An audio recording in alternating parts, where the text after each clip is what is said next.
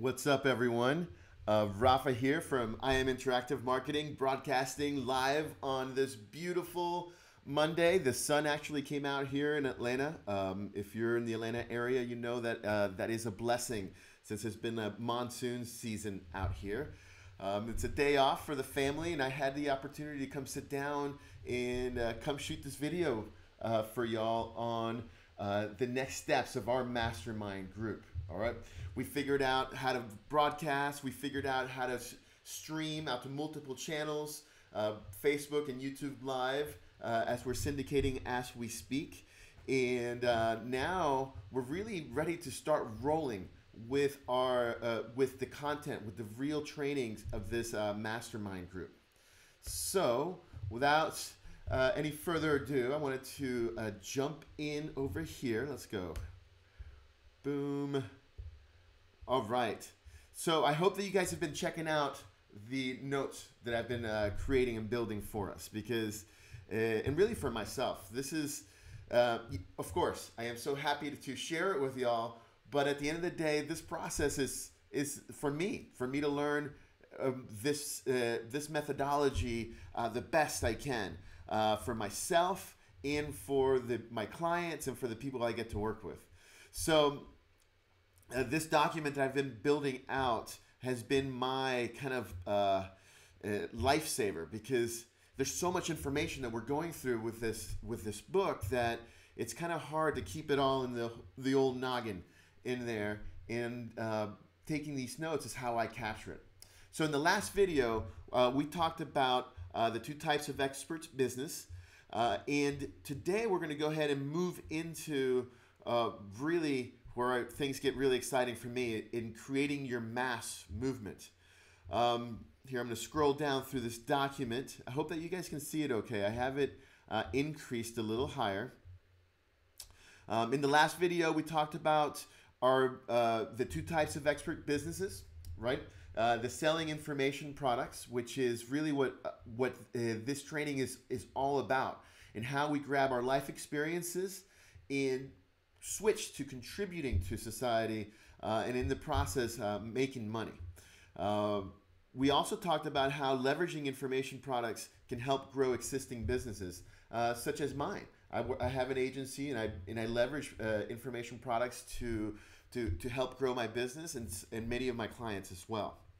But today we're going to take a step back and really get into the meat here, and it's how to create your mass movement.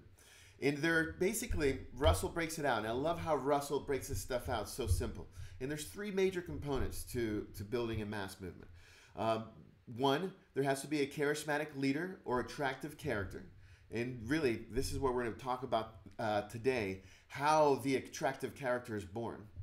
That's number one. Number two, we have to also have a cause. And the cause has to be future focused. It's like, what is it that is bigger than us that we are committing ourselves to? That cause drives people to grow, to be and do more than what they are today. And lastly, number three is a new opportunity, or the vehicle of change. If you haven't read all of this, don't worry. I can't wait for you to see it inside the book. But you can also jump into these notes where I've kind of like really condensed and brought it down. So when Russell started out, he realized that if you're going to really have success in online marketing, you have to build an audience. And wow, this concept might seem so simple, so obvious, but almost everyone skips it. And I can say that for myself as well. In the 17 years that I've been in online marketing, how often myself and my clients, we've kind of missed this point. We're going out there just to make sales and to generate leads, which is a very kind of transactional, go out and get there. And we skip the whole concept of building an audience, right? So when I think Russell kind of stumbled upon this, because he realized that movements are made from audiences, right? You can't have a movement if you're not building an audience of people that are getting excited with you, right? So, when as he researched this, he realized that those three common factors that we just discussed, the charismatic leader, the future-focused culture, future-focused cause, right? And the new opportunity were at the foundation of all of the great movements he could see through time, including religious movements, political movements, brands. The list goes on and on. So, what is this charismatic leader? What is this attractive character, right? And for most of us in this mastermind group that we're in, that charismatic leader or attractive character is you. As we talked about in the last video, in that process of becoming an expert, of geeking out, and what I mean in becoming aware of a desire, a need, or an interest, in getting excited about it, and beginning to learn all you can about it, and beginning to use it for yourself, and right here, the next step in that growth from student to expert is in the contribution, right? How do we begin to give back? Because it's when we begin to give back and contribute that we begin to build that audience, that movement of true believers that's our movement needs to be effective.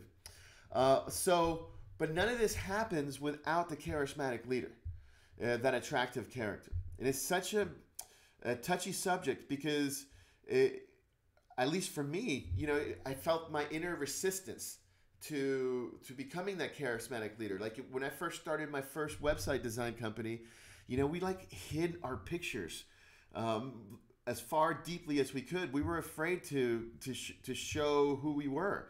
That we were mid-20s a couple that really hadn't done website design, living in Costa Rica, starting a business. We didn't really feel like experts, and I imagine that that's a challenge that many of us face, right?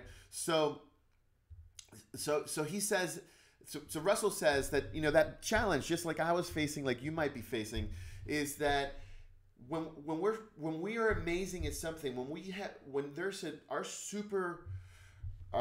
how's he call it? Our superpowers is so innate to us in how we live and what we do that we don't realize it's a superpower, right? And he says this, the more amazing that you are, the harder it is for you to believe it, and it's true. I know it. I know that to be true in the list of people the people that are in this mastermind group, because all of us have been trying to create something, but something has been holding us back. And usually it starts here in the building of the charismatic leader. The problem for most of us is that our unique abilities are things that come second nature to us. So they don't seem that amazing, and we dismiss them. Almost all great leaders have felt an internal pull to want to serve and help people. This is the thing that helps us get over that challenge. When we have a future cause, when there's something bigger than us that we can give ourselves to, we can overcome some of these internal challenges that we face that are holding us back.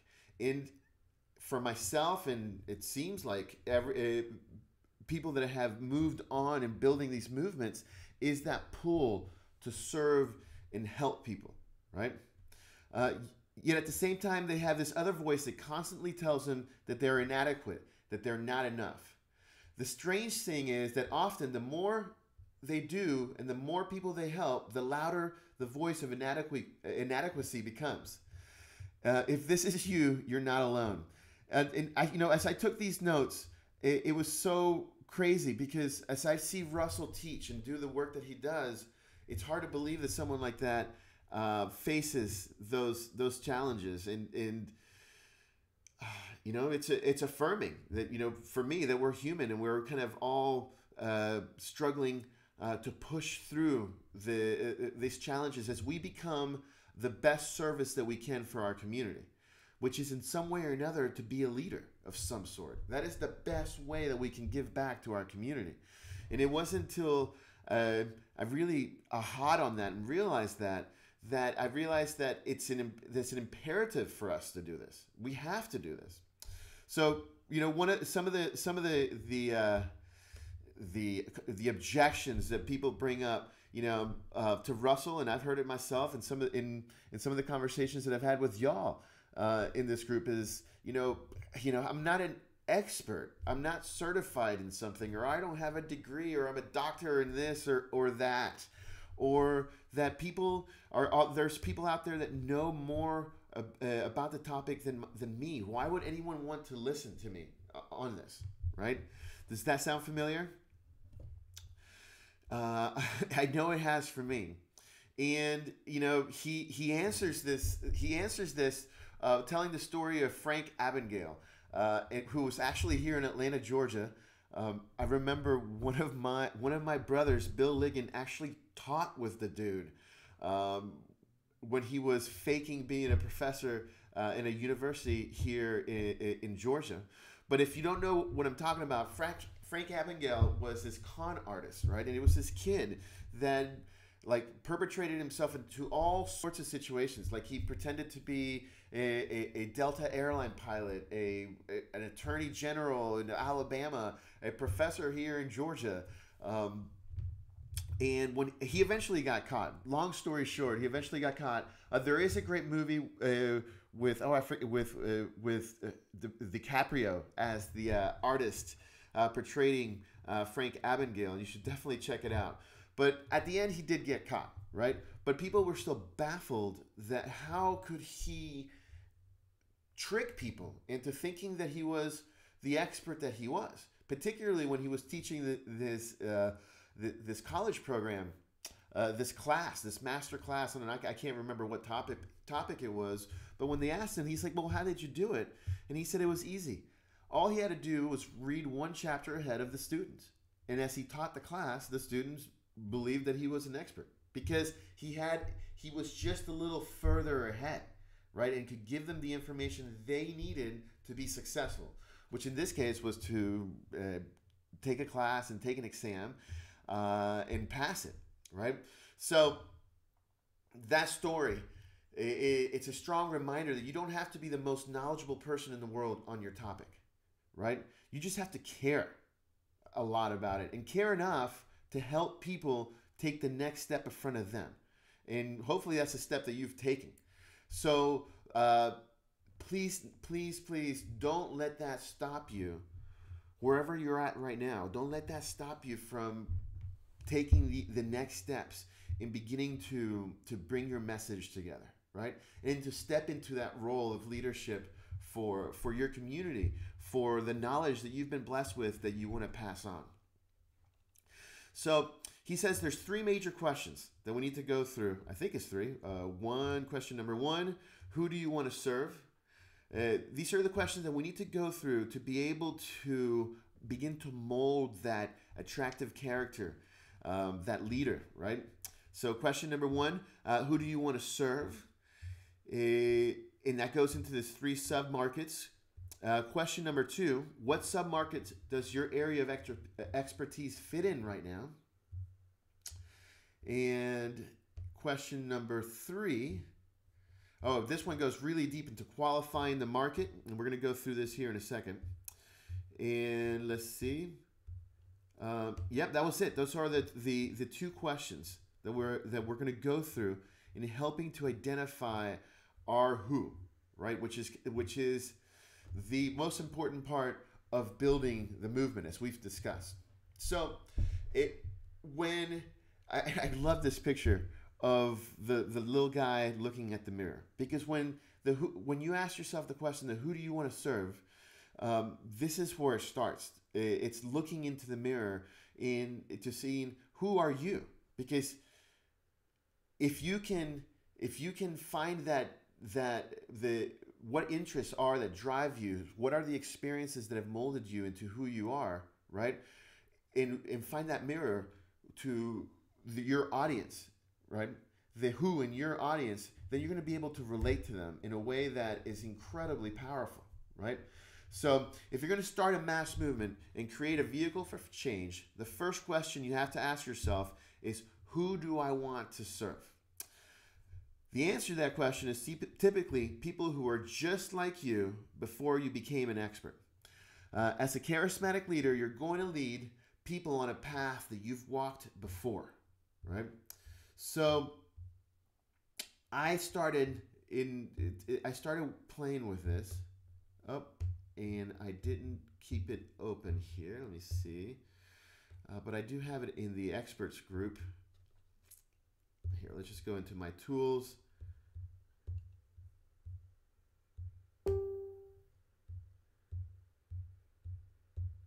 Oh, the tools is not working. Okay. I might have broken.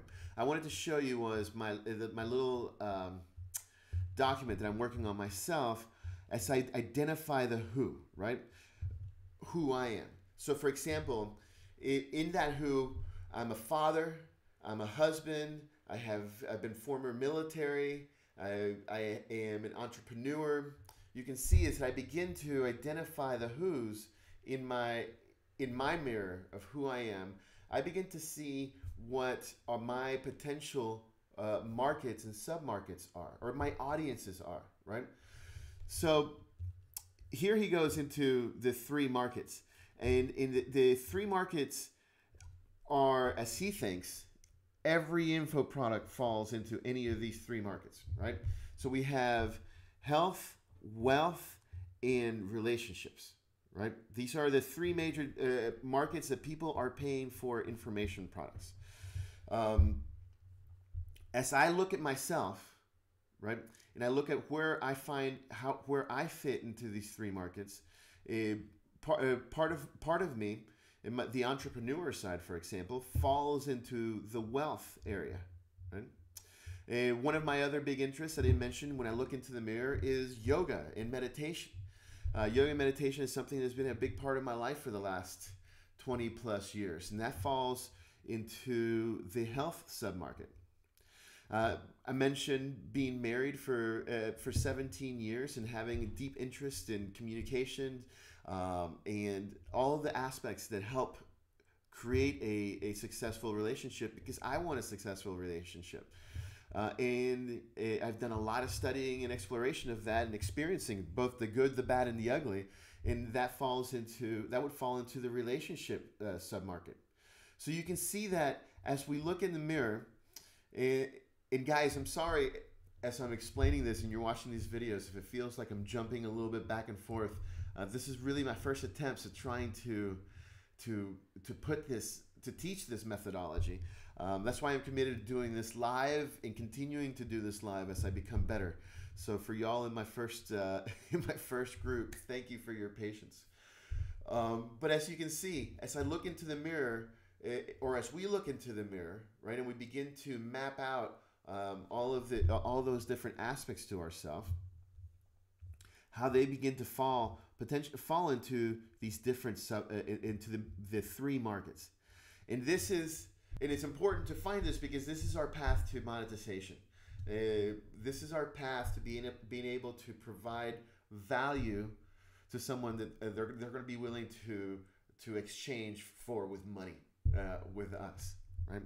So he goes on to talk about, that to really move into that monetization path, that we're not going to be able just to hang out in that top market. That as we were looking at this chart, there's the top market, but then there are sub-markets. So in the wealth area, we talked about me being an entrepreneur, and that would kind of go into entrepreneurship. Could have a little circle here that is not there. But that would be a sub-market of wealth, but that is yet not far enough for me to really be effective, right? So as we go into that sub-market, we have to find our niche. So I mentioned so we have the three markets, wealth. In this example, I'm in wealth. My sub-market is entrepreneurship, right? And then my niche, well, let me look back at my mirror and see where what niches I might be able to go into, right? So I mentioned that I was in the military. So helping military folks become entrepreneurs, right, would be a really interesting sub niche.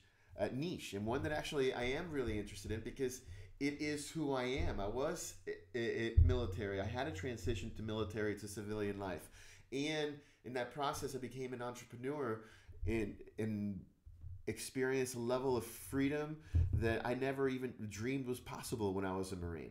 Right, so you can see how I moved from the top market into sub-market into the niche. Right, he says the riches are in the niches. And I don't know if Russell was actually the first one to say that. I've definitely have heard out before, but he talks about always kind of trying to carve out a new ecosystem for yourself, right? So another example on moving into from the market sub-market into the niche, right? So we mentioned that health, right? Yoga. Health, the sub-market of yoga, right? And what could be my sub-niche in that? So I'll go back to the mirror over here and go look at this mirror about all the things that I am, right? And one of the things that I am is a father and husband, right?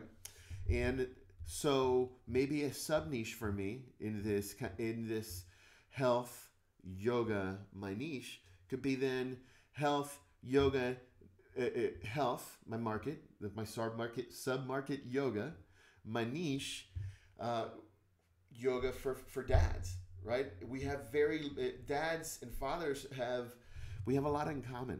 If you're a dad and you're a father, you know that your time is crazy. There's a lot of challenges that we carry on our shoulders. There's a lot of stresses that we carry on our shoulders, and including trying to find the time to practice yoga.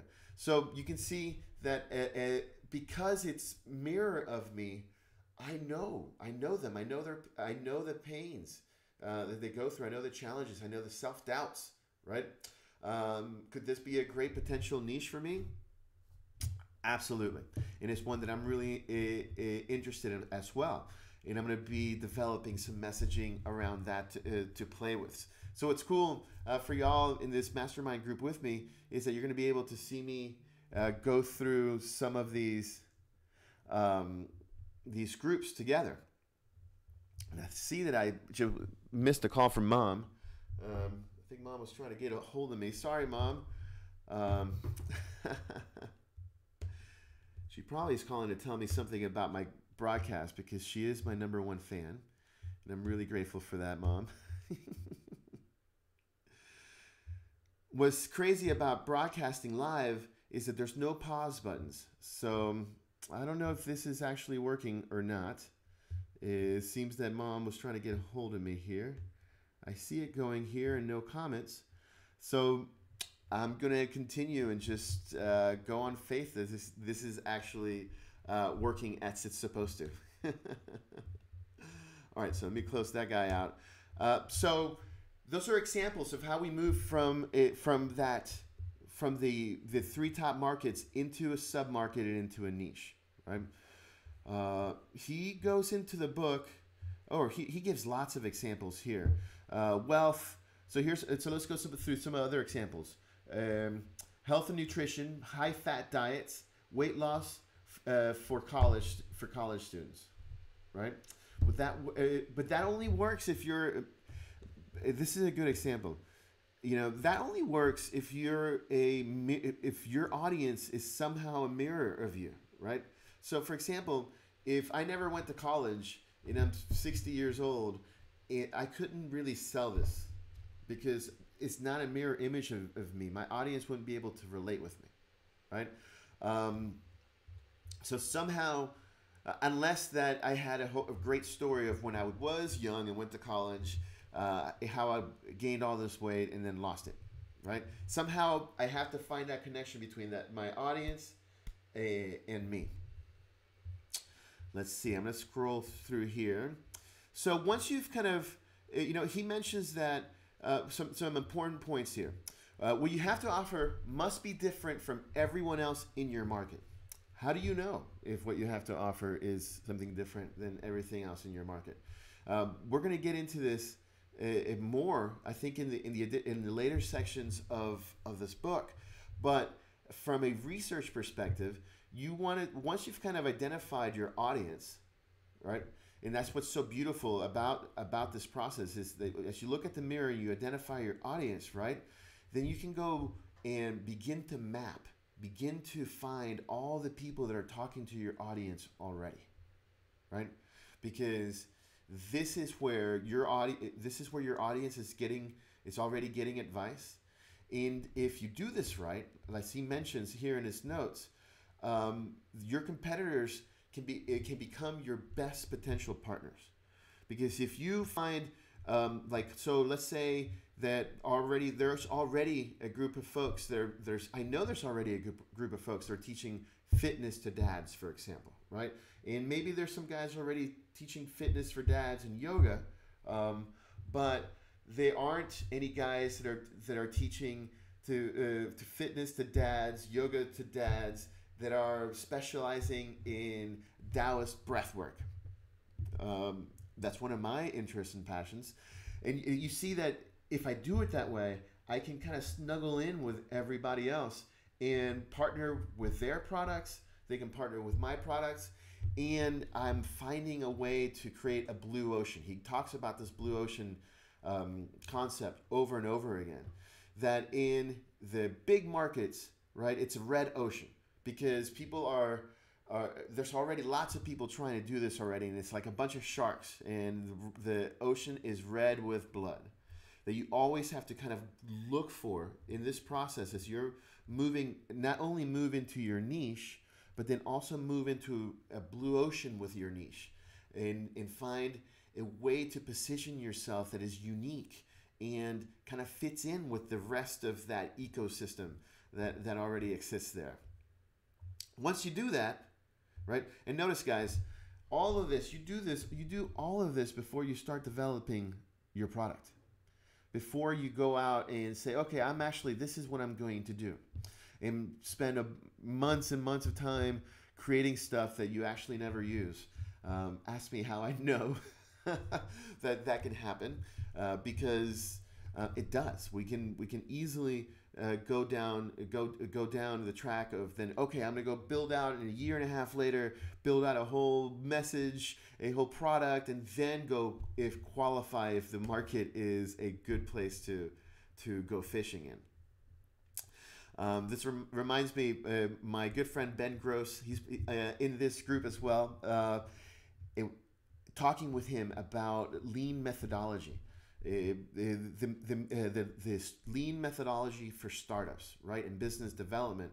And basically, it's that before you go and build out a bunch of stuff and build out a whole business and do all the work, as we mentioned, is to go qualify that market to see if you can actually go make money in that market, right? So, and God, how often this step is missed by folks I talk to, and myself included as well. It's so much that is sad, because 90% of our failures, I think, this is my opinion,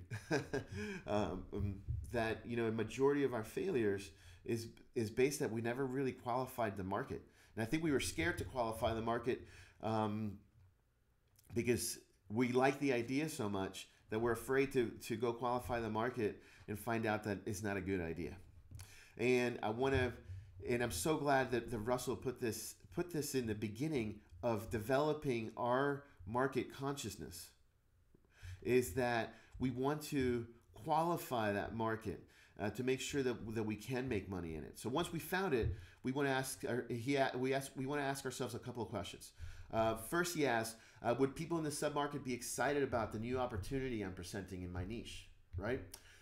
So for example, are people in my submarket, people in the military, interested in learning about how to transition out of military life and make money and build themselves freedom and security for the family? I think they would be, but I have to go prove that before I go build out my course, right? Question number 2, are the people in the market irrationally passionate? That's a really interesting question.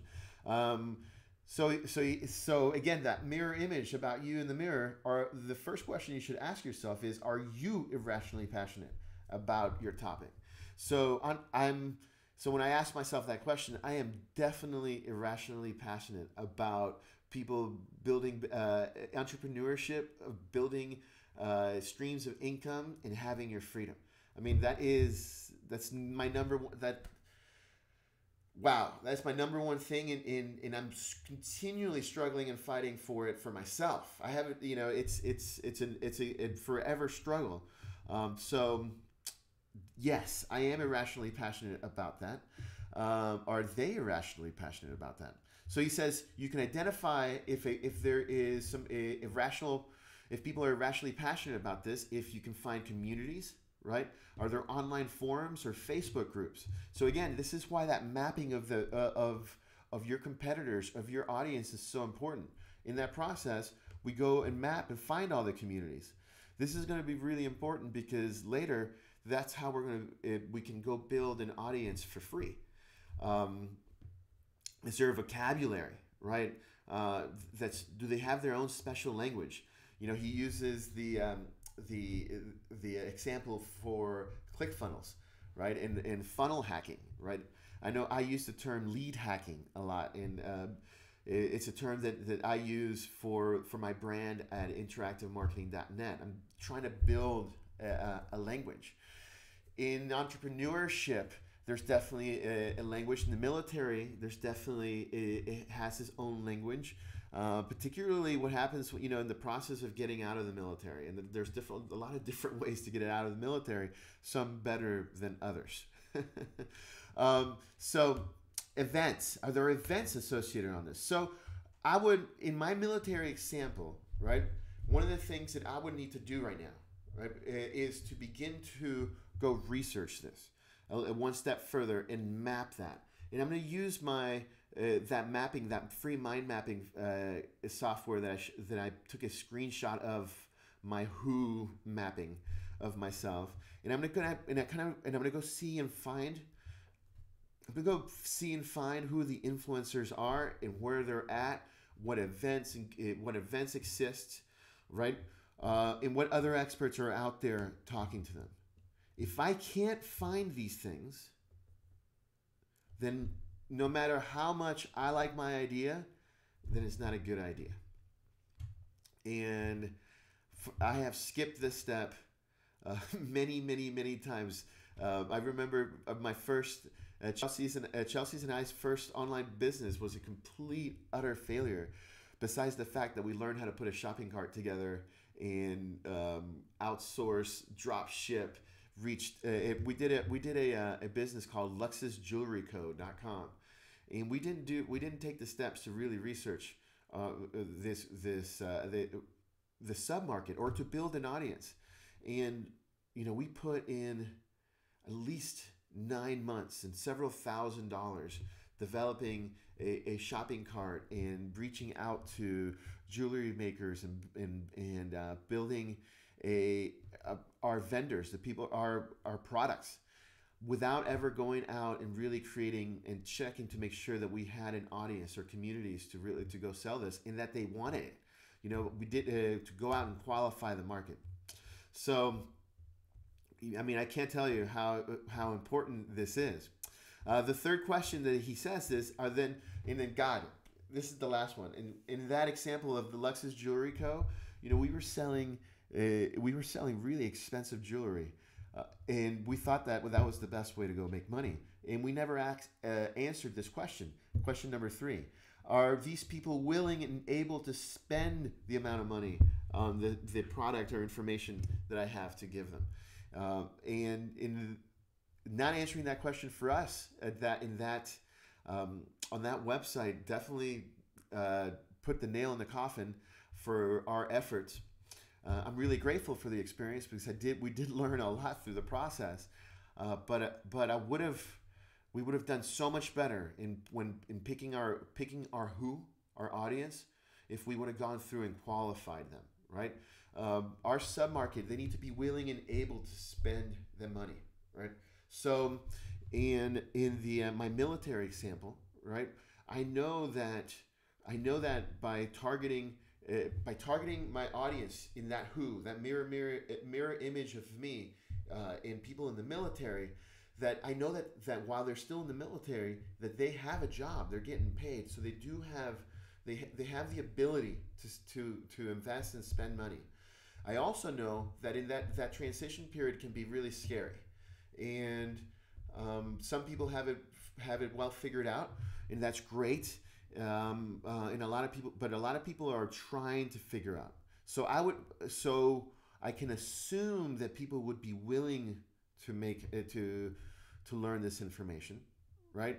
And to pay for it, but I would actually have to go out and test it, which is what this mastermind group is all about. This first section of the book that we're going through is the process. In this process of creating our mass movement, is to identify all of this before we put any more effort into fully creating our own products. Like, for example, I'm doing all of this on the fly, really rusty and with mistakes left and right, but I'm just creating on the fly, practicing to learn, but then to begin to identify in my world what kind of people are actually really interested in this, right?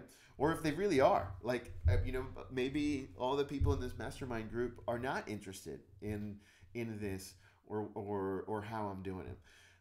And I'm going to be able to gauge that through interaction, right? So this is an incredible question. Again, I'm so grateful that they have it there. And I'm going to scroll here, and I think that this is where we're gonna stop on this video. Because, as you can see, there's a lot of information. One of the things I love the most about this document that I hope that you guys take advantage of is that as I've been creating this document, how I am organizing my table of contents is like the super, super, super condensed notes, right? So we talked about today the charismatic leader, an attractive character, right? The questions about it, and you can see how right here are super notes on this. The question 1, who do we want to serve? And the 3 sub-markets, and how we went into that mirror, that finding our who in the audience. And the question 2, does the sub-market area fit in right now, right? And how we qualify that sub-market. And you can see here are the questions. It's all right here. So I'm going to copy and paste this into the comment here in our group, and put this into our vault, the vault that I'm creating, that I really hope that you guys are utilizing, particularly because we're going to go in and talk more about this attractive character. And I have one of Russell's master classes for us here in our bonus area, the best vault, Rafa's growing list of essentials. And if you're serious about your movement, you really have to understand this concept. Even if you're not the one that's going to be the attractive character, at the end of the day, someone else can be the attractive character. Even a persona can be that attractive character. But you're not going to create a movement without it. So in here, in the best of Rafa's, the best vault, Rafa's growing list of essentials, I have the attractive character training direct from Russell, and I really hope, I'm really curious. I've spent thousands of dollars on all this training that I've been able to, and I'm grabbing kind of essential stuff in here, and I'm really curious who are going to be the people that actually take advantage of this. So, all right, y'all, thank you so much for the opportunity to sharpen my knife, practice my craft, and to contribute by sharing this information that I'm really crazy passionate about and excited about in the building of the charismatic leader. Thank you for your patience, and I look forward to seeing you guys in the next videos. All right? Thank you. And we go here and we stop streaming.